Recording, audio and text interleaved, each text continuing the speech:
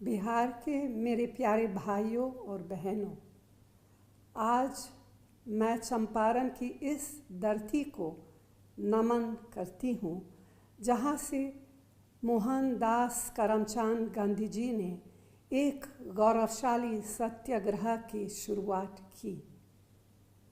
यहाँ के बेसहारा किसानों, मजदूरों, महिलाओं और गरीबों को बिना खड़ग, बिना ढाल अंग्रेज़ी हुकूमत के भय और शोषण से मुक्ति दिलाई थी। इसी चंपारण के सत्याग्रह से प्रभावित होकर गुरुदेव रवींद्रनाथ टैगोर ने उन्हें महात्मा की उपाधि दी थी और गांधी जी मानव से महामानव बनकर न सिर्फ भारत बल्कि विश्व का मार्गदर्शन करने लगे। बिहार की गरीबी और चिंताजनक दशा से दुखी होकर उन्होंने फ़कीर का जीवन अपनाया था। महिलाओं, गरीबों, दलितों को शिक्षित और सशक्त करने का बीड़ा उठाया था। इसके साथ ही गांधी जी की प्रतिमा अनावरण के इस पावन अवसर पर मैं सभी समुदायों और वर्गों के उन स्वतंत्रता सेनानियों को भी स्मरण और नमन कर रही हूँ जिन्होंने चंपारण आंदोलन में गांधी जी को अपना पूर्ण सहयोग और समर्थन दिया। आज मैं लाल बहादुर शास्त्री जी का नाम भी लेना चाहती हूँ क्योंकि आज हम उनका जन्म दिवस भी मना रहे हैं। जय जवान जय किसान उनका नारा हम सबको इस कठिन समय में पहले से ज़्यादा प्रेरणा देता है। कांग्रेस पार्टी के लिए तो महात्मा गांधी जी के विचार पार्टी की आत्मा है। उनके लिए प्रगति का अर्थ मनुष्य का समग्र विकास था। उनके लिए राष्ट्र के विकास का मतलब देश के सबसे गरीब व्यक्ति को उस विकास के एहसास से था, यह नहीं कि केवल चंद लोगों के विकास से। जैसे चंपारण में नील की खेती से कुछ लोग मालामाल हो रहे थे, लेकिन हजारों हजार किसान गरीबी और भूखमरी के शिकार हो रहे थे। गांधी जी के लिए यह घोर अन्याय और पाप था। इसी कारण कांग्रेस पार्टी की हर कार्य योजना देश की जनता को ध्यान में रखकर बनती है, न कि चंद लोगों के लिए। जब भी कांग्रेस गरीबों के उत्थान के लिए कार्य करती है तो कुछ शक्तियां अपने निजी स्वार्थ में उनके विरोध में खड़ी हो जाती है।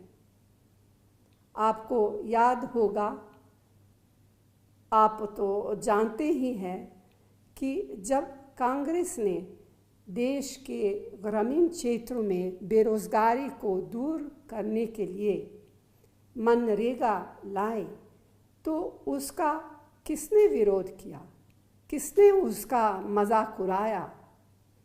अगर आज मनरेगा जैसी योजना नहीं होती तो इस कोरोना महामारी के दौरान करोड़ों लोग भूखमरी के शिकार हो गए होते। आप देख रहे हैं और समझ रहे हैं कि आज देश में ऐसी नीतियां चल रही हैं कि गिनती के चंद लोग उस समय के चंपारण के नील की खेती की तरह आज मालामाल हो रहे हैं। उनके लिए तो विकास की आंधी आ गई है, लेकिन दूसरी तरफ देश में करोड़ों युवाओं का रोजगार छीना जा रहा है। लाखों लाख छोटे और कुटीर उद्योग बंद हो रहे हैं। किसान की हालत आप तो देख ही रहे हैं। आप देख रहे हैं कि कांग्रेस के शासनकाल में जो देश को सबसे रोजगार देने वाली संस्थाएं थी, उनका निजीकरण किया जा रहा है। नए रोजगार की बात तो छोड़िए, जिनको रोजगार मिला उनकी चांदनी हो रही है। महात्मा गांधी जी के लिए सत्य ही ईश्वर था। कांग्रेस पार्टी ने हर समय सत्य को अपनी कार्यशैली में अपनाया है। उसी का परिणाम था कि जब आम जन को सरकार के अधिकारियों और मंत्रियों की कार्यशैली पर शक होने लगा, किसी पर भी कोई आरोप लगा, तो यूपीए सरकार ने तुरंत कार्रवाई की। आज के समय इसका ठीक उल्टा हो रहा है। यही नहीं, सरकारों को पारदर्शी बनाने के लिए, भ्रष्टाचार से लड़ने के लिए सूचना का अधिकार जैसा ऐतिहासिक कानून हमारी यूपीए सरकार ने बनाया। भारत के हर नागरिक को यह अधिकार दिया कि आप किसी अधिकारी, मंत्री या कार्य योजना के बारे में कानूनी तौर पर जानकारी हासिल कर सकते। लेकिन आज भ्रष्टाचार से लड़ने वाले सूचना के अधिकार के कानून को इतना कमज़ोर किया कि आप सवाल पूछते जाओ मगर आपको जवाब कभी नहीं मिलेगा। जवाब क्यों नहीं मिलेगा, इसे आप सब खुद समझ सकते हैं। यही नहीं, यूपीए सरकार का चाहे वह रोजगार से जुड़ा हो, स्वास्थ्य या शिक्षा से जुड़ा हो, किसानों से जुड़ा हो, खाद्य से जुड़ा हो, महिलाओं की सुरक्षा या सशक्तिकरण से जुड़ा हो, कामगारों, गरीबों से जुड़ा कानून हो, उन सभी कानूनों को मौजूदा मोदी सरकार ने इतना कमज़ोर कर दिया जिससे आम नागरिक के हितों पर प्रहार हुआ है, उनके अधिकारों को छीना है। महात्मा गांधी जी अहिंसा के पुजारी थे, मानवता के पुजारी थे। उनकी निगाह में कतार में खड़ा समाज का अंतिम व्यक्ति होता था, वंचित व्यक्ति होता था।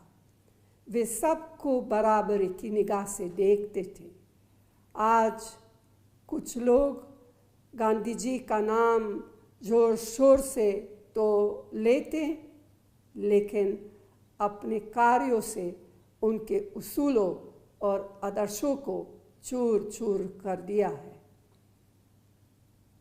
आप खुद देखिए, चारों तरफ हिंसा, चारों तरफ अराजकता, अत्याचार, दुराचार, जानबूझकर समाज में भेदभाव का माहौल बनाया जा रहा है।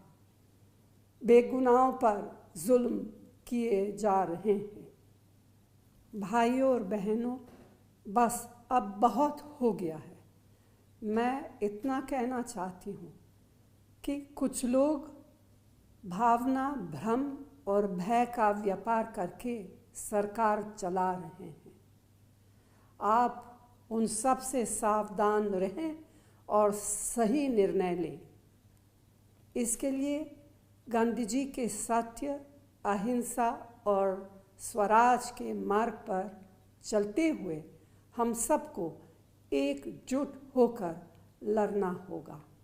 यही महात्मा गांधी जी को सच्ची श्रद्धांजलि होगी। कांग्रेस पार्टी गांधी जी के सत्य और अहिंसा के मार्ग पर चलकर लगातार संघर्ष करेगी और आखिर में आप सभी के सहयोग से सफलता पाएगी। अंत में मैं बिहार की इस महान भूमि, भगवान बुद्ध, भगवान महावीर, गुरु गोविंद सिंह जी की जन्मभूमि और राष्ट्रपिता महात्मा गांधी की कर्मभूमि बिहार को नमन करते हुए आप सभी को अपनी शुभकामनाएं देती हूँ। धन्यवाद। जय हिंद।